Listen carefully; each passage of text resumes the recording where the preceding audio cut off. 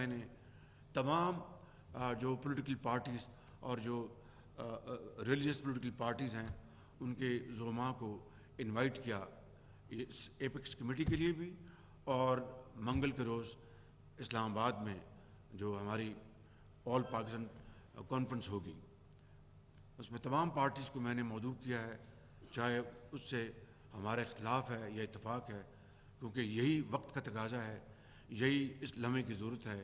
And if we do not act now history will not forgive اس.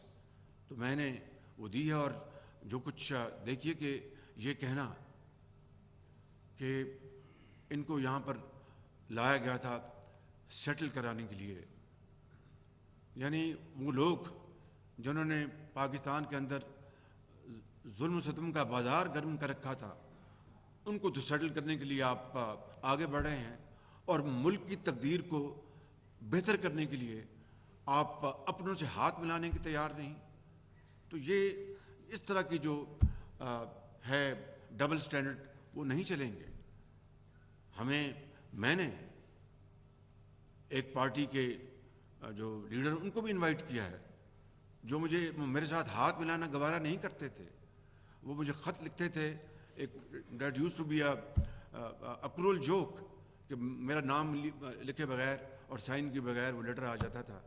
اس کے باوجود بھی، and I am not trying to speak for myself, not trying to earn your kudos, but the fact of the matter is میں نے جب بھی اس خط کا جواب دیا ان کا نام لکھا اوپر اور نیچے سائن کیا. لیکن یہاں پر ہم یہ کمپیریزن کرنے کے لیے نہیں بیٹھے.